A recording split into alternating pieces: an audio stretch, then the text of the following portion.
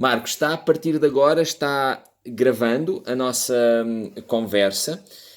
Eu ia começar por lhe perguntar qual é que é a dimensão da comunidade apurinha e que regiões é que ela habita no território brasileiro. Ok. Bom, primeiramente eu quero agradecer a Tsurá, né, o criador, por a oportunidade de nós estar falando aqui com você. Eu sou Marcos Apurinã, sou liderança do povo Apurinã. Uhum. Um nome apelidado pelos brasileiros, ou melhor dizendo, um apelido que o homem branco deu a nós, verdadeiros brasileiros, que somos nós indígenas. Uhum.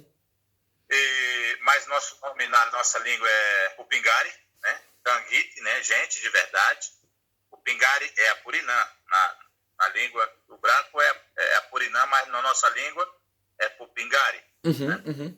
E hoje, na abrangência do estado do Amazonas, nós estamos situados no sul do Amazonas, na região sul, Uhum. e na calha do Rio Purus. O Rio Purus, o afluente dele já fica no Peru, Ok. mas ele despeja o Rio Purus, ele deságua no Rio Solimões, né? Uhum. Então esse rio, toda a calha dele, ele daria, me parece, 2.300 quilômetros de extensão de toda onde o Apurinã vive. Uhum. São aproximadamente 20 mil indígenas Apurinã, entre mulheres e homens, jovens, crianças e idosos. Na calha desse rio não só reside Apurinã, como reside outros povos indígenas. E entre eles os índios mais numerosos também, depois de nós, é os Deni, né? Tem os Culina, tem os Camadeni, tem Mamuri, tem Jauamadi, tem Palmari, tem vários outros povos, né? Então, são mais 22 povos indígenas residentes nessa calha de todo esse rio. O Marcos vive na comunidade? Eu estou vivendo hoje na capital do Amazonas, né? Uhum. Eu estou em trânsito, né? Eu vivo na cidade de Manaus. Eu estou morando em Manaus porque foi uma necessidade do meu povo, em 2017, me convocar para mim ir a Manaus, atrás de captar recurso, buscar oportunidade, porque o Rio Purus, em toda a história do contato do Apurinã, do Popingá, já mais de quase 200 anos de contato, tem índio Apurinã que não fala português ainda, tem índio Apurinã que vive com a sua cultura tradicional, mas a política pública não chegou ainda no Apurinã. O Purus é um rio nômade, assim como nós, o Upingari, somos nômades, e um rio mais rico, me parece, do Brasil, de biodiversidade, mas é esquecido pelo poder público em busca naquilo que o povo precisa, que é de políticas públicas, por exemplo, a saúde, a educação, acima de tudo, a proteção. Era aí que eu ia continuar, Marcos. Como é que tem visto a aposta do atual governo na saúde dos indígenas em geral, mas nomeadamente da sua comunidade? Ou seja, que cuidados de saúde é que hoje, se houver um problema, se algum elemento da comunidade, algum membro da comunidade apurinã tiver um problema de saúde e precisar de recorrer à saúde, qual é que é a facilidade que tem? Então, hoje, não diria só o Apurinã, eu diria no estado da Amazônia, eu diria na Amazônia brasileira, na bacia amazônica brasileira, eu diria em todo o Brasil, mas especialmente na região norte, onde vive mais de 180 povos indígenas, falantes de mais de 170 línguas diferentes, mais de 9 troncos linguísticos e mais de 70 povos indígenas isolados. Essa região é rica em cultura. Nós, povos indígenas Apurinã, o povo Apurinã, assim como outros, vive à míngua do poder público no que diz respeito à saúde. A saúde indígena, o Estado brasileiro desconsidera a medicina tradicional, o pajé tradicional, a curandor tradicional, a parteira tradicional, os rezadores tradicionais, e querem e coloca as farmácias, os remédios que estão aí nas grandes cidades, e os indígenas acabam sendo dependentes disso. E a política de saúde hoje, ela não é respeitada como deveria, que é das aldeias para os escritórios, dos gabinetes. É feito dos gabinetes para as aldeias. Desconsidera a sabedoria, desconsidera a ciência, a cultura, que sobreviveu milhares de anos, e nós sobrevivemos esse atropelo, esse rolo compressor, a resistência sobreviveu, e isso que me deixa preocupado. Mas, Marcos, aqui, deixa-me, antes de mais, eu queria perceber, e mais uma vez aqui entra aquela questão que eu falava no início, ou seja, há um maior distanciamento nosso em relação às comunidades indígenas, e, portanto, algumas perguntas que eu lhe vou fazer têm que ver com isso, com esse distanciamento. Os Apurinã são uma comunidade que está relativamente aberta aos tratamentos da medicina ocidental, ou é uma comunidade que vive mais, eu não quero dizer fechado, mas não tão disponíveis para receberem tratamentos médicos da medicina ocidental? Então, os Apurinã hoje, eu diria, uma porcentagem, arriscaria dizer, de 30% a 40%, eles estão dependentes dessa medicina ocidental, dessa medicina do homem branco. A maioria está voltado à própria sua cultura, porque eu diria 40% já tem quase 50%. Né? E nós, principalmente a juventude, eles não fazem essa valorização dessa medicina, dessa cultura, prevalecer nas suas aldeias, na maioria das aldeias. Estão saindo muito para a cidade em função de busca de espaço por as políticas públicas do Brasil não funcionar nas aldeias. O esvaziamento das aldeias estão sendo muito, muito rápido, e isso nos preocupa. Então, hoje ainda, mesmo assim, muitos indígenas usam medicina tradicional, não é? Ele está perdendo. Marcos, e como é que... Em função de que essa desvalorização está sendo acontecida. Mas se para doenças que são já comuns entre a comunidade, a maioria até pode, de facto, recorrer àquilo que é a medicina tradicional, aquilo que eu lhe pergunto é, perante uma pandemia como o coronavírus, que é uma doença nova e que, de facto, os cientistas em todo o mundo ainda estão a perceber como é que ela funciona, qual é que é a posição, por exemplo, de uma comunidade como os Apurinã em relação àquilo que tem que ser o tratamento no caso de o coronavírus entrar na comunidade, na aldeia, numa das aldeias? Então, antes de falar do coronavírus, é importante frisar que tem doenças, como, por exemplo, quem mais matou índio e Apurinã no Brasil, na Amazônia, foi sarampo. Sarampo é uma epidemia que matou mais nosso povo. Na década de 70, de 60, morreu muito meu parente nessa década, aonde o sarampo quase eximou os Apurinã no município de Boca do Acre, da qual onde eu sou nascido, né? Então, depois é a gripe, que é outro também, uma epidemia.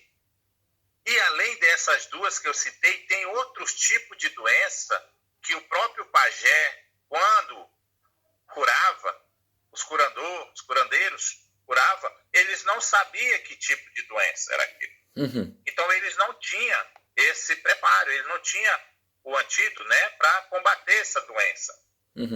Voltando para a atualidade, nesse momento, a pandemia que está vindo aí da Ásia, chegando no Brasil e chegando no estado do Amazonas, no Amazonas, onde hoje se encontra a maior população indígena do estado brasileiro, com vulnerabilidade muito alta, e para nós estamos pedindo clamor, nós estamos pedindo socorro, porque essa doença, nós não sabemos qual tipo de remédio que deve ser feito para que eles tenham solucionar um problema. Ou seja, neste caso da pandemia, o que me diz é que os Apurinã estão abertos a que haja uma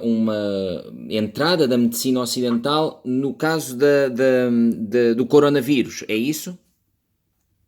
Com certeza. Isso está muito aberto, até porque o nosso governo ele não tem a sensibilidade, a humildade de entender que essa doença ela vem para destruir e isso não tem uma proteção, não tem uma prevenção. Hoje nós sabemos que não tem uma vacina, não tem um remédio para impedir isso, mas nosso povo está contaminado. Tem algum lugar que já está contaminado. Apurinã já está contaminado. Os Apurinã já infectados? Já infectados entre os Apurinã? Olha, nós temos em Lábrea essa semana um caso positivo, segundo a informação da Secretaria Municipal de Lábrea, no Médio Purus, uma indígena Apurinã, segundo que eu ouvi e confirmei com os caciques ontem, que realmente ela está infectada, porém não está com problema graves, ela está estável. Ela está com vírus, ela está estável, ela estava em Manaus, inclusive acompanhando um doente que faleceu, mas não foi de coronavírus, ele faleceu de outra doença, e ela estava na capital do Amazonas e contraiu esse vírus. E foi para a aldeia, só que ela está sendo monitorada segundo a liderança que eu entrei em contato. E quais são os cuidados que, neste caso, os caciques estão já preparando para, no caso de serem conhecidos mais casos, de serem mais pessoas infectadas, o que é que os caciques estão preparando? Há alguma indicação que eles tenham de ter algum espaço para isolamento das pessoas que estão doentes, para não propagarem a outros elementos, a outros membros? Tem indicação disso? Então, no Brasil existe uma Secretaria Especial de Saúde Indígena, que diante dessa secretaria, que é sediada em Brasília, nos estados nós temos e nos municípios o Distrito Sanitário Especial Indígena. E tem as casais, que é o ponto de apoio, e tem os polos básicos que fazem a gestão, porque ela é a unidade gestora. Certo. E isso nós não temos em nenhum momento, em nenhum estado, equipamento para suprir essa necessidade. Então, se acontecer de essa epidemia invadir uma aldeia, isso será uma catástrofe. Porque, primeiro, que nós estamos todo mundo junto em uma aldeia, então todo mundo em lugares, por exemplo, como Anomami, em Roraima, que já faleceu.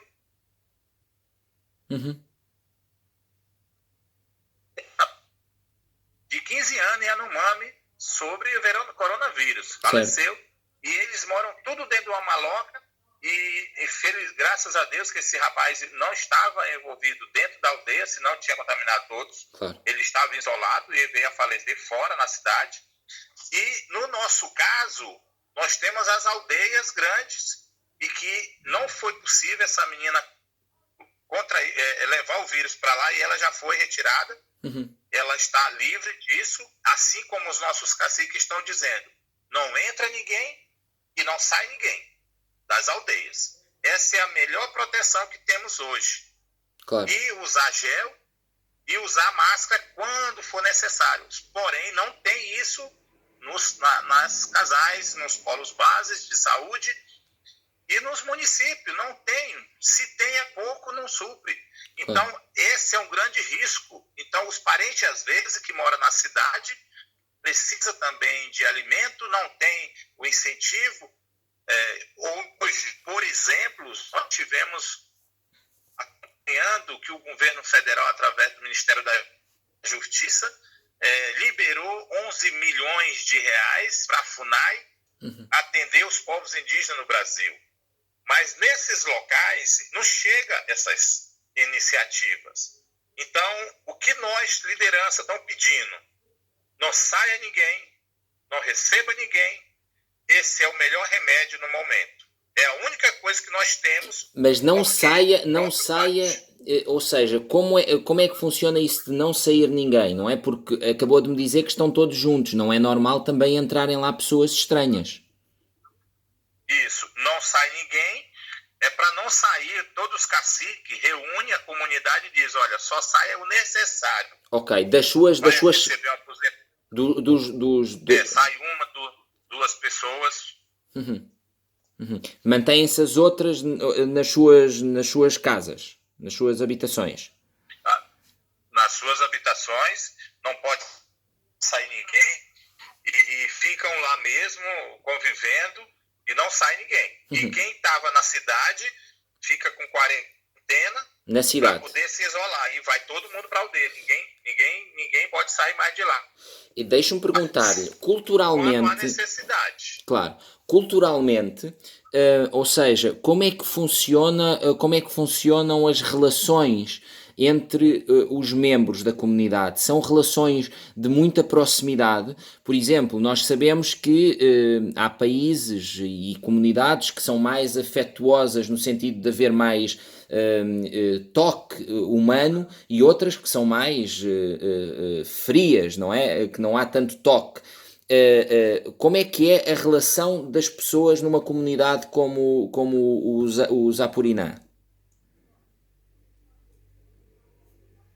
Você falou toque, eu não entendi o que é toque. O toque humano, ou seja, há comunidades onde as pessoas dão beijos, dão abraços, são mais próximas. E outras comunidades onde as pessoas são mais afastadas.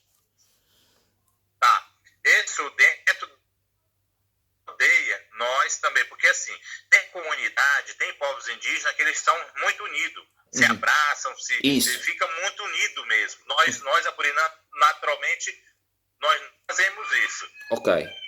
Naturalmente, a Apurinã vive dentro, o Apurinã, culturalmente, ele vive em grupos pequenos. Nós não temos aldeia com 1.000, com 500 pessoas. Dificilmente tem. Ok. Apurinã, ele é estratégico. Apurinã, ele vive espalhado. Família, no máximo 3, 4, 5 famílias, até 10 famílias.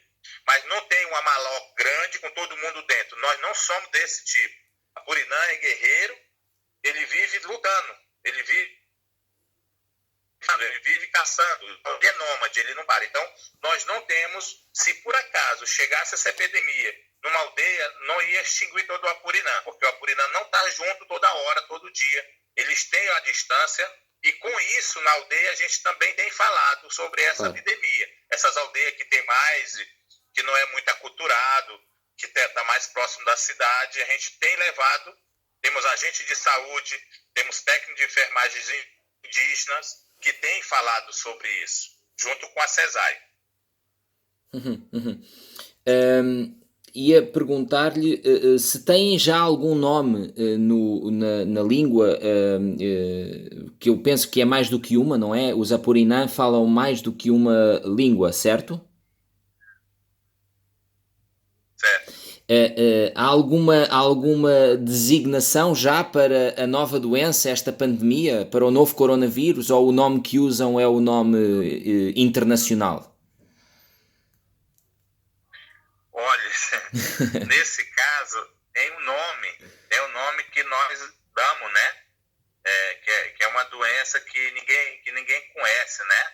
Então, esse nome é uma doença, né? Mas que nós desconhecemos. Então, os nossos parentes, eles se manifestam desse tipo, né? Às vezes não sabe assimilar essa pandemia, Covid-19, ou seja, coronavírus, né? Então, é uma doença que é falado e que desconhece ela. Então, é muito perigoso. Então, quando o cacique, ou o pajé, ou o tuxaua, que é o mesmo cacique, é o tuxaua, ele fala para o seu povo que tem uma doença desconhecida, ele fala na língua essa doença, que eu não sei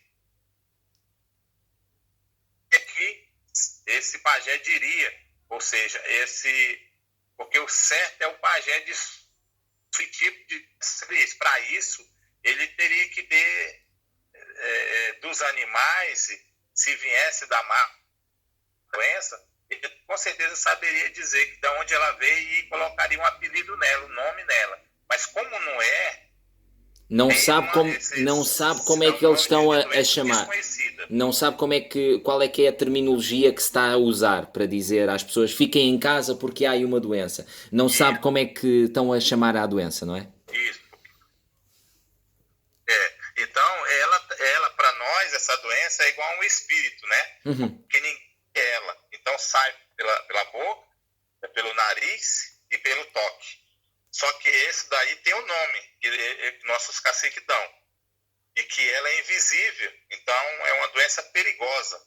Eles não sabem dar o nome dela específica porque não conhecem. Certo. Então, todo mundo tem muito mais medo porque ninguém sabe de onde ela pode chegar. Deixa-me perguntar-lhe.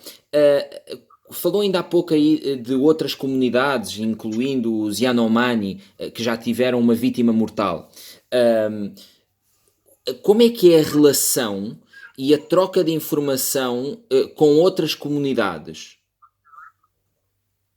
Então, aqui no Brasil, em especial na Amazônia, nós temos a COIAB, que é a Coordenação das Organizações Indígenas da Amazônia Brasileira. Eu já coordenei a COIAB por 2 mandatos, de 2006 a 2014. Fui coordenador. A sede está em Manaus. Ela representa todos os povos indígenas que eu citei aqui anteriormente, e aonde ela trabalha com os Yanomami também, assim como os Apurinã. Aqui em Rondônia, onde eu estou hoje, eu estou ilhado, eu não estou em casa, eu não estou em Manaus, porque eu vim para fazer um trabalho e acabei ficando sem avião, sem condições de voltar para Manaus. Então eu estou isolado, não posso sair também. Não quero ir para a minha comunidade. Aqui também eu não posso colocar em risco meu povo. Claro. Né? Então, a COIAB ela tem trabalhado as informações através de redes sociais para que alerte as comunidades sobre a questão do vírus que está ocorrendo, assolando o nosso país. Então, essa é a única comunicação Mas através de uma parceria da há um FUNAI. bom relacionamento entre as várias lideranças das várias comunidades. Então, nós aí temos grupos, né? Nós temos o grupo de lideranças, né? Eu tenho um grupo de liderança onde a gente trabalha muito essa conscientização de que nós não podemos estar exposto a este problema. Então, nós estamos recomendando, eu tive, por exemplo, 20 dias, 25 dias, 30 dias atrás, eu tive numa região no Peru, antes dessa pandemia. Quando eu cheguei lá, tinha 300 indígenas Deni e Canamari do Alto Juruá. E eu fiquei assustado quando eu cheguei no município, eu vi aquilo tudo, eu disse, os parentes vão morrer tudo. Peguei uma máscara, peguei álcool e gel e falei para eles com distância de 5 metros e disse a eles que eles retornassem. Eles falaram, nós não temos condições de retornar à nossa aldeia. Nós não sabíamos que essa doença ia chegar. Uhum. E eu falei, tem que procurar a FUNAI. Agora nós temos aí, eu tive que fazer uma força-tarefa com alguns líderes indígenas, reunimos com eles e tivemos que evacuar o município, porque eles estavam recebendo auxílio maternidade, Bolsa Família, essas iniciativas que o governo dá para eles. Quando há essas conversações, quando há essas conversações com outros povos, brasileiros neste caso, ou seja, indígenas do Brasil, a comunicação faz-se em que língua? No português. Ok. No português, aí tem os professores que traduzem na língua deles, daquela comunidade. Uhum. Só precisava de fazer mais duas perguntas. Uma primeira é, quando um membro dos Apurinã apresenta sinais de febre, tosse ou algum sinal que esteja já associado ao novo coronavírus, o que é que ele deve fazer? Ou seja, que informação é que é dada a esses elementos para, se sentirem determinados sintomas, têm de fazer isto, ou têm que ir ao médico, ou têm que falar connosco para ir à cidade? Como é que deve agir um membro dos Apurinã se tiver sintomas de coronavírus? Então, quando isso ocorre dentro de uma aldeia, nós temos agentes de saúde, temos professores e temos a liderança, que é o cacique. Se caso ocorre uma situação, por exemplo, que ocorreu recentemente no município que a gente mora, uma indígena teve esse sintoma. Imediatamente é convocado, porque eu não vou dizer na maioria não, mas em uma grande maioria já, existe internet dentro das aldeias. Ok.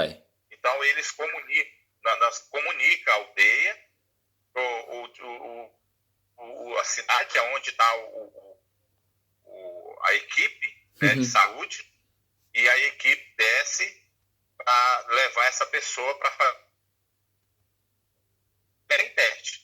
Quando não tem, quando isso não ocorre, até a equipe de saúde chegar, quando é comunicado, quando existe internet. Quando não existe, ela é isolada entre próprios lideranças, a liderança isola essa pessoa e tem o agente de saúde para tratar do básico. Então, o agente de saúde ele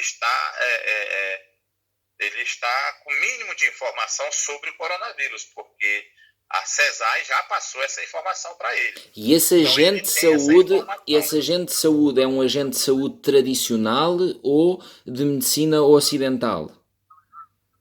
É da medicina ocidental. Pode ser tradicional, mas na maioria deles é da medicina ocidental. Por quê? Porque o Ministério da Saúde, junto com a Secretaria Especial de Saúde, exige que a pessoa tem que saber ler e escrever. E aí não pode ser um tradicional que tenha só a sua cultura e a sua medicina tradicional. Por isso que essa política, eu não vejo ela com melhorias futuras, né? Porque de fazer essa sinergia. Porque há um desinvestimento, não é? Acha que há um desinvestimento nas técnicas tradicionais?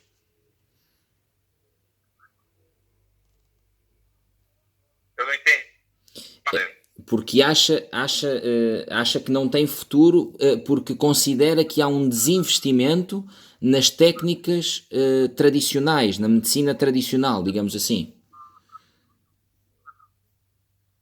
Sim, eu penso que eu já fui agente de saúde, eu já fui conselheiro de saúde, eu já fui do Conselho Nacional de Saúde, e eu disse que aos ministros, né, que eles devem respeitar essa cultura, porque se eles não trabalhar com prevenção, com a qualidade da saúde, valorizando, nós não vamos chegar a lugar algum.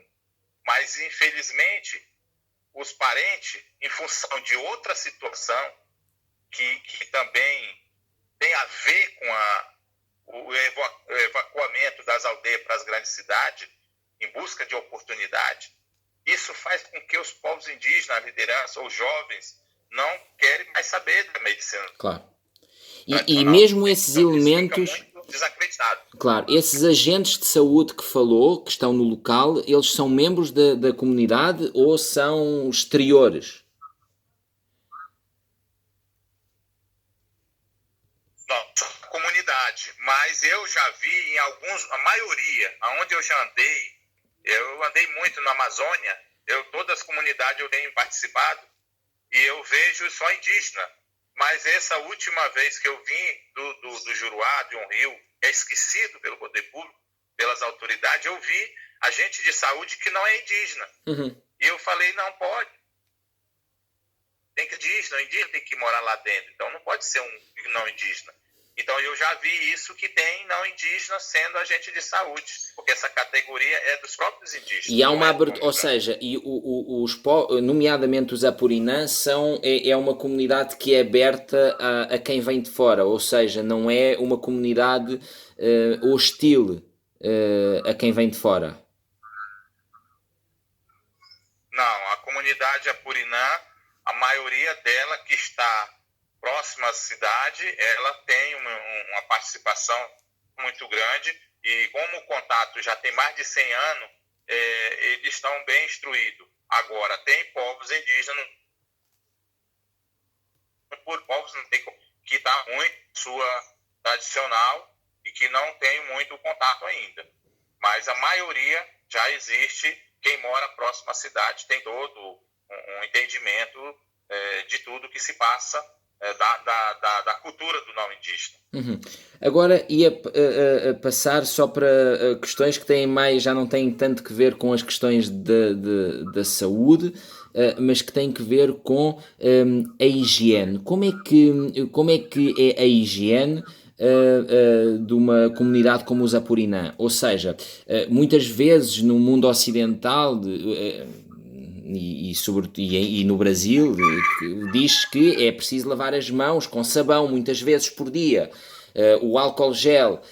Como é que é possível manter esses hábitos vivendo na comunidade, ou isso vai um pouco contra aquilo que são as tradições? Então, não, o Apurinã, no geral, tradicionalmente, o Apurinã, ele vive na água direto, praticamente. Ok. Né? Ele não tem...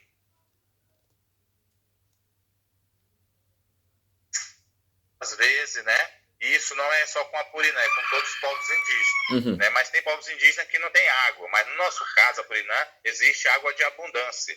Então, o Apurinã vive limpo toda hora. É muito higienioso. Ok. O Apurinã é higiene. Ele tem água suficiente e provavelmente, se chegasse uma doença lá, que Deus me livre, que nunca vai chegar, com certeza os Apurinã estavam bem, porque tradicionalmente eles são... A questão da higiene já é uma questão que está. Uhum.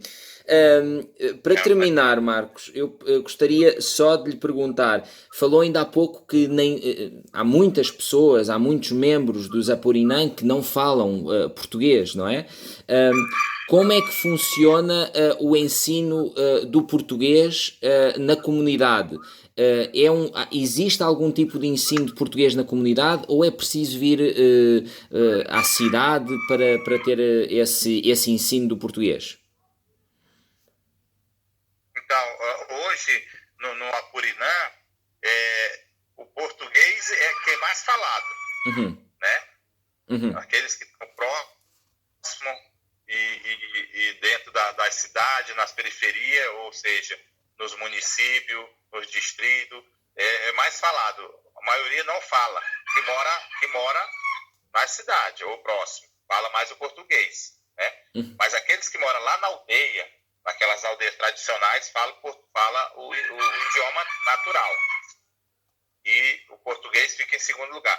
Mas na maioria das vezes, os professores, na maioria das vezes não, nas escolas Furinã, são professores indígenas que dão as duas línguas, em a maioria dos lugares. Mas na minoria só dá o português, não dá a língua indígena. Porque é aprendida com os na pais. maioria dos lugares, é isso. Uhum. E as escolas, portanto, os professores dão aulas a crianças, a um agrupamento de crianças da aldeia? Sim. Essas aulas continuam funcionando agora, nesta fase, ou estão paradas? Estão todas paradas. Uhum. Estão todas paradas. Ok. Ó Marcos, muito obrigado pela sua disponibilidade. E também por espero que possa voltar rápido e que deixe de estar aí preso. Tá bom, muito obrigado, digo eu também, tá? Qualquer coisa nós estamos por aqui.